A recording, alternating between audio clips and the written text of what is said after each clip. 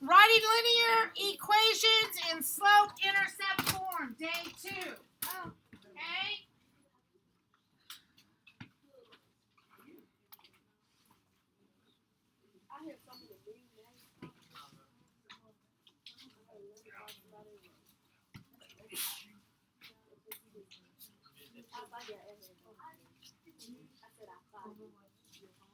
All right, slope-intercept form equation. We did this yesterday, so I should be able to get some answers from people pretty quickly when I ask. I don't want to take up your time. What does the y represent in this equation, Fatima? The y.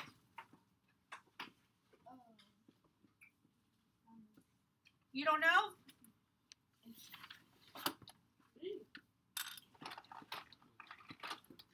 Kaylee, do you know?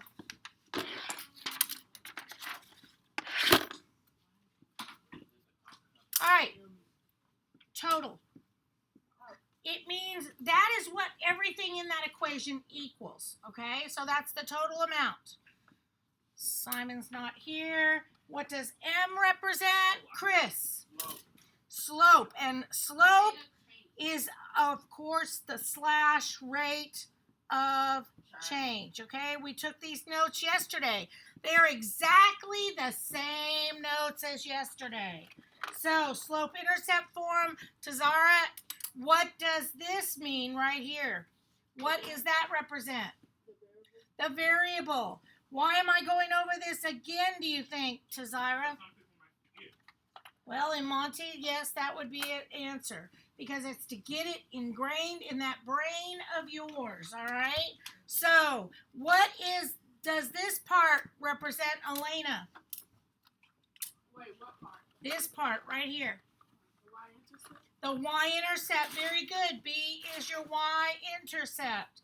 And we know that the y-intercept is where x value is 0. It is the y value where x value is 0. The y value where x value is 0. What is this type of an equation where you have y equals mx? Tell me, Jamarcus isn't here. All right, here we go. What is this type of equation, Carson? What? Proportional. Good try. Proportional, because where is the y-intercept on a proportional equation, Jenny?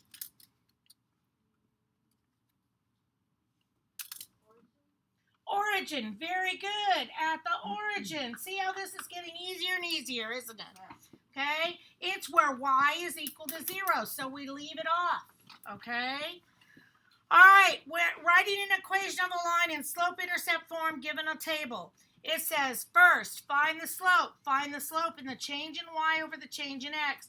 Or use the formula y2 minus y1 over x2 minus x1. So, if I look, and then the y-intercept in a table is where x is equal to what, Denise?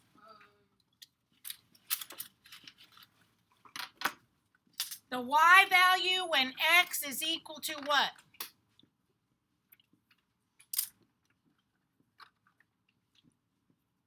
Zach, do you know? The y value, the y-intercept is the y value when x is equal to what in a table? Logan? 0.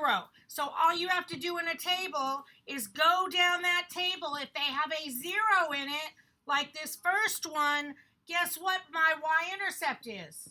3. Boom, I'm done with the y-intercept. Okay, it's that easy. To find the slope, you can do two things, okay? You can either take your 2 points, which Miss Moon feels that this is the best way to do it. And we do y2 minus y1 over x2 minus x1. So I put my line and my 2 subtract signs. I do x1, x2, y1, y2. y2 is 3. Take away 3.5 over x2, which is 0. Take away -1. I'm going to put this in my calculator. And when you do 3 take away 3.5 and hit enter.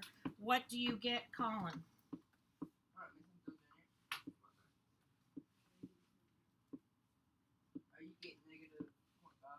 Negative 0.5, and then you're going to do 0, take away negative 1, and that is for Carlos. What do you get? 1. So negative 0.5 over 1, can that be simplified, Braylon?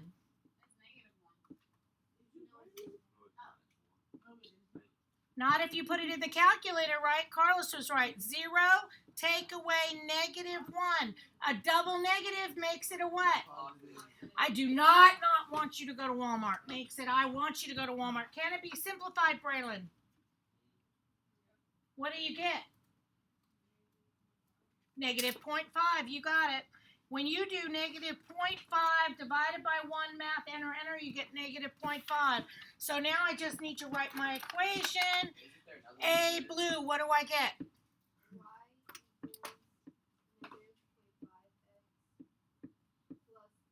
Perfect. Perfect. All right. Okay, I'm going to show you the other way in just a second. Okay. With a table.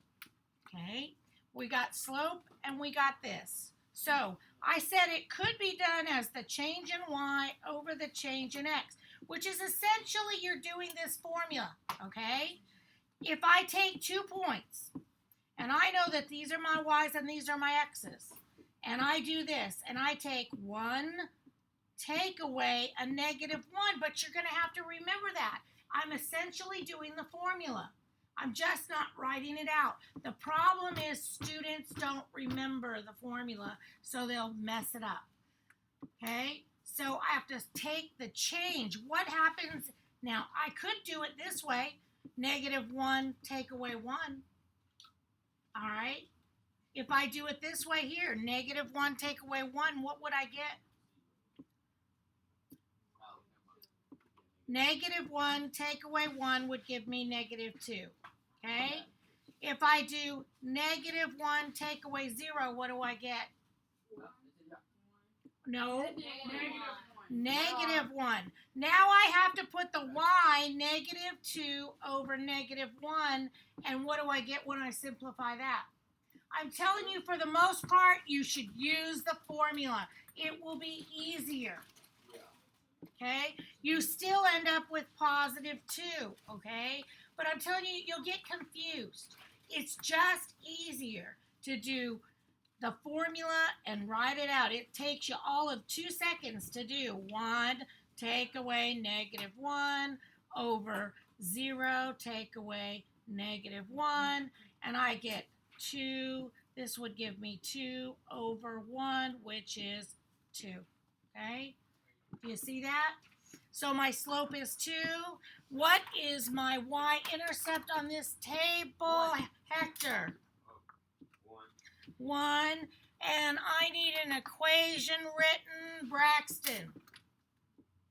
Y equals 2x plus 1. 2x plus 1, perfect. Okay? All right, let's flip the page. So this is finding the y-intercept when you don't have x is equal to 0. Okay? First, we're going to find the slope. I'm just going to pick 2 in the middle. I'm going to do x1, x2, y1, y2. I'm going to come over here and I'm going to do my little subtract signs. And I've got y2 minus y1 over x2 minus x1. And if you say that every time you do this, you won't get it wrong. The problem is you just want to look at it, or you don't want to look at the equation. When you say it, it ingrains it in your brain so that you can pull it up, all right? It is on your mathematics chart.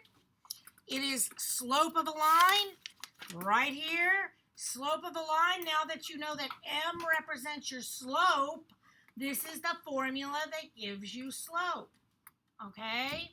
So when we do that, all right, we get 19 take away 15, which is what, Amante? 19 take away 15? Uh-huh. Oh. Positive 4, yes. And then we get 3 take away 2, which is what, Jasmine? 1. And when we simplify 4 divided by 1, math enter, what do we get, Mason? What? Oh, 4. 4. So my slope is 4. Now,